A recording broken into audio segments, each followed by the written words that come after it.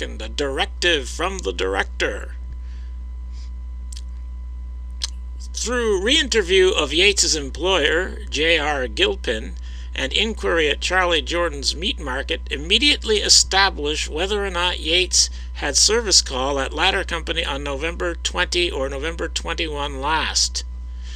Thereafter, re-interview Yates with polygraph, provided he furnishes written waiver of consent in effort to determine Yates's veracity with respect to his alleged conversation with individual identified by Yates as subject. And then it talks about Albert Bogard down there too. Another interesting Oswald sighting. Well, suddenly, for reasons unknown, 3 weeks after the last action is taken, the director, whom I take to be Hoover, says, hey, do something about this. And the very next day, the FBI interviewed Ralph Leon Yates again, and they wanted to know why he went to Charlie's Meat Market in Wynwood Shopping Center. This is the first time the meat market is said to be in the Wynwood Shopping Center. Prior to this, Yates had identified it as Charlie Jordan's meat market. But presumably this is genuine information that comes from Yates. Who knows with the FBI? In the first video I made about Yates, which I should have taken down by the time you're watching this, I fixated on this issue of whether he was talking about Charlie's Ranch meat market in the Wynwood Village, or whether he was talking about Charlie's grocery and market. Apparently, if the FBI is to be trusted, he meant Charlie's Ranch meat market, even though he never called it that. I'm not going to fixate on that here, because now I think this might be less important than I thought it was. So anyway, they go to Charlie's Ranch meat market to check out his story. And this is the document produced as a result of investigating Charlie's Ranch meat market.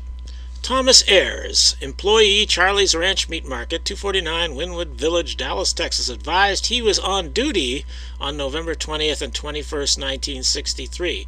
However, he does not recall giving a check to an employee of Texas Butcher Supply Company, Dallas, Texas. Ayers advised, to the best of his knowledge, only one check is issued to TBSC each month, this being payment for refrigeration equipment.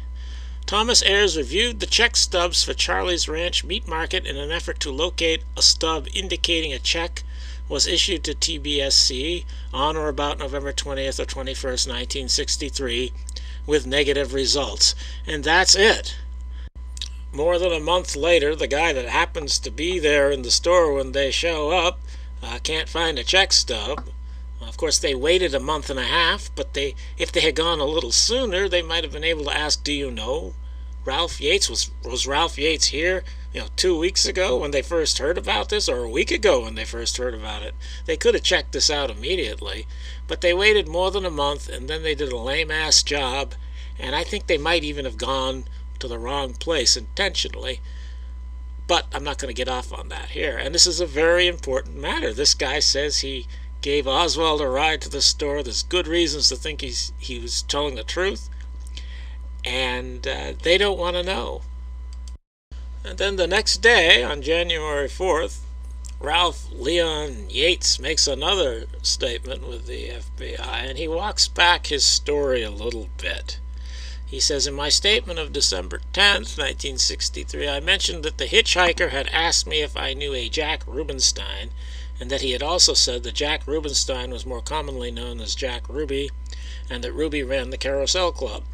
I now wish to state that the hitchhiker in my last statement, who I identified as Lee Harvey Oswald, did not mention the name of Ruby or Rubenstein, but apparently had mentioned the name Jack, and it was for that reason that I asked him if he was referring to the man that owns Jack Branch Office Lounge. I wish to state now that I cannot positively state that he used the name Ruby or Rubenstein. So, his first statement, he couldn't remember the name. Next statement, he remembers it's Ruby Rubenstein. And now he's saying, well, he might not have said that. But even after walking this back, his story still is that his ride Oswald used the name Jack and referred to the Carousel Club. So if you're talking about Jack and the Carousel Club, it's pretty clear who you mean. And he also walks back a little bit the subject of the conversation. Also in my statement of December 10th, 1963, I said that the hitchhiker had asked me if I thought the president could be killed with a gun like the one I mentioned in that statement.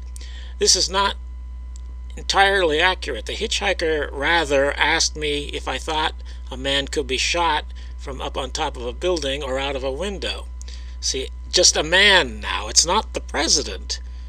It's just some man. See, he's making it less specific, so you don't have to think it really was Oswald talking about the president. But he doesn't retract most of what he said. He just retracts some of these little specifics to make it a little less specific. And also he says of talking to his co-worker Dempsey Jones, in my statement of December 10th, 1963, I mentioned after I got back from Irving that same day I told Dempsey Jones, a man that I work with, about the conversation I had with this man. I wish to explain that my conversation with Dempsey was as follows. I mentioned to Dempsey that a coincidence had happened that morning, explaining that I had picked up a hitchhiker who said the same thing that Dempsey and I had talked about previously, namely that a man could be shot from a window from a building top when a man would be coming from under the Continental Underpass. Again, this is making it not specific to the president. I think he's trying to defang the statement here. He's trying to make it look as though you can interpret this as not being Oswald, even though he doesn't go back on the identification of Oswald or any of the main elements of the story, but now they were just talking about some man being shot, and here he talks about the Continental Underpass, and that is a way of explaining away the man mentioning the Triple Underpass. You can think he was conflating things if you want to. But I think what he's trying to do is take the shine off his story so that it doesn't look so attractive to anyone who thinks it might mean something. After that little bit of investigating, nothing seems to happen until January 10th, when Ralph Yates starts to crack.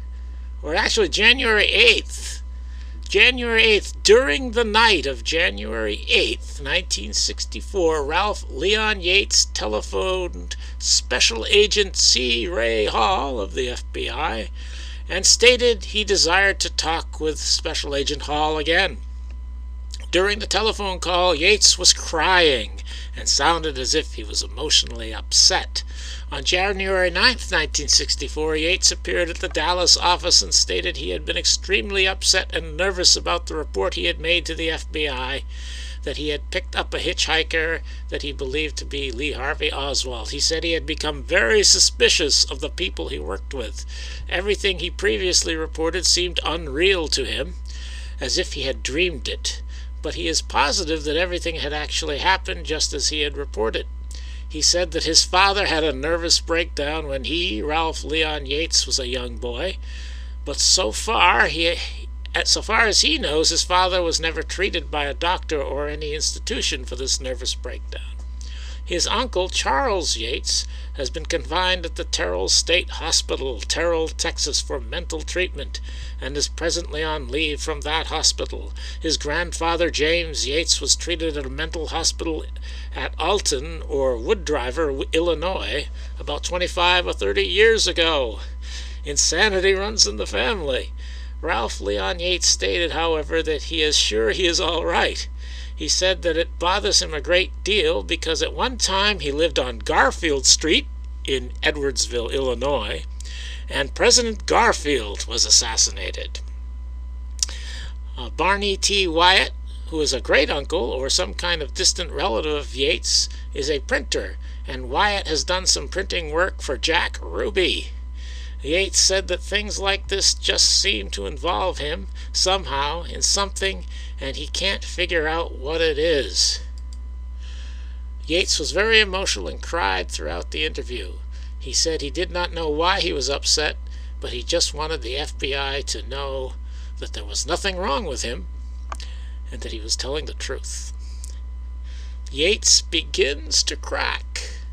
And then his next appearance at the FBI brings apparent full-blown lunacy. He goes there with his wife. He's got boxes of pills. He thinks his doctors are poisoning him.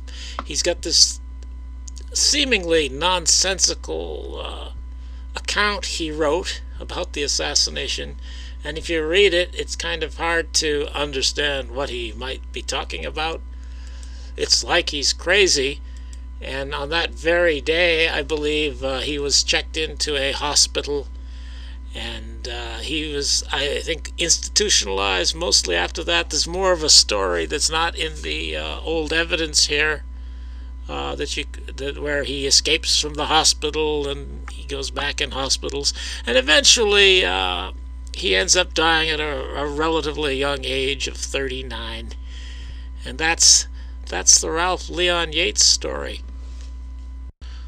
Now we're going to leave Ralph for a little bit and go to the Dobbs house, where Oswald was sighted. This is one of the most credible of all Oswald sightings, because there are multiple witnesses who say that he made a habit of going to the Dobbs house every morning, or just about every morning, before he went to work. And he would go there from 7 to 7:30 and have a little breakfast. And this makes sense because the Dobbs house is, even though it's not on North Beckley Ave, it's kind of like it's just across the street from the rooming house that Oswald lives in at this time. So this is all very credible. Multiple people say that Oswald regularly came in there to eat breakfast early in the morning.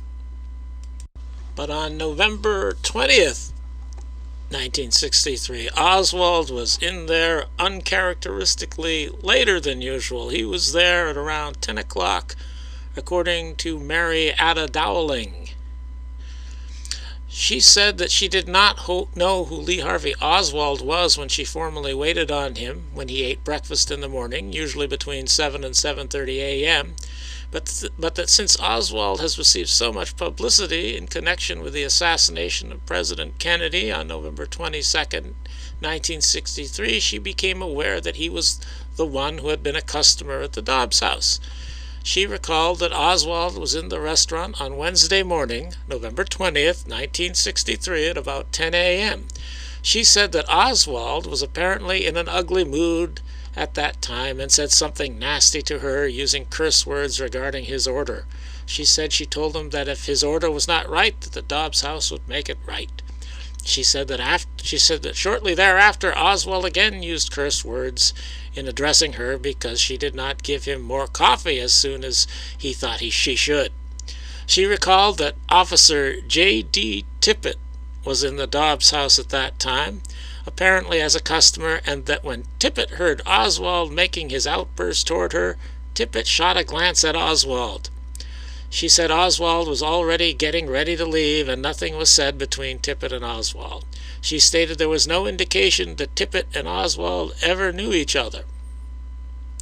She noted that she had known Officer Tippit for approximately 5 years because he had formerly come into the Continental bus station in downtown Dallas, in which bus station she worked in the drugstore.